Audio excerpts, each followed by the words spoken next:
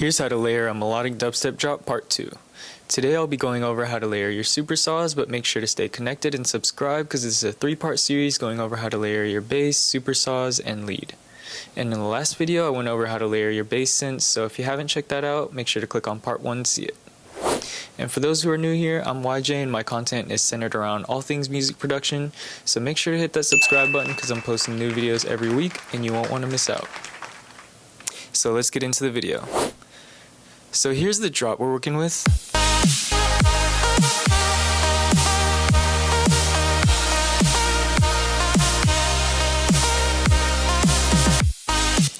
And so for my supersaws, I'll have 3 types of layers, which are the actual supersaws, a supersaw lead layer, and a white noise layer. And so starting with my supersaws, I'll start with a foundational layer similar to my basses, but this foundational layer is going to be more mono since I like to have my supersaws pretty wide and spread out in the stereo field. So this is the patch I have in Serum for the foundational layer, and as you can see I don't have many voices or detuning going on, but I still like to add a little bit just for personal preference.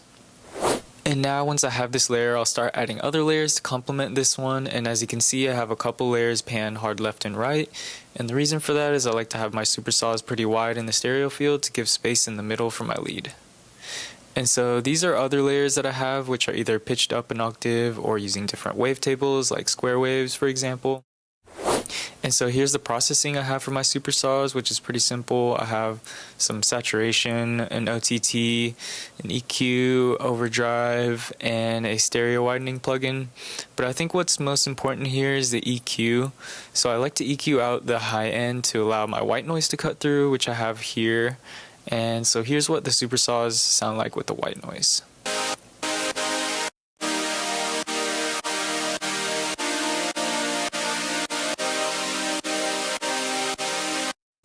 And opposite to my supersaws, I'll EQ the white noise so that it's only hitting in the high frequencies.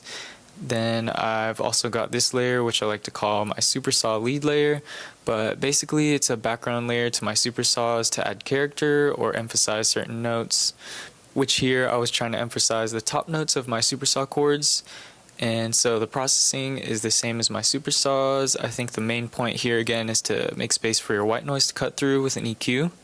And now this is what everything sounds like together with the supersaws, the supersaw lead layer, and the white noise.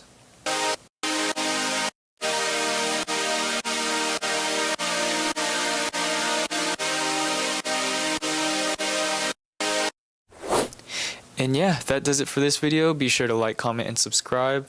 I'll be posting the 3rd part of the series soon, and you won't want to miss out because this is the most important part of your whole drop. So yeah, I'll see you guys in the next video. I hope you guys have a good weekend. Peace.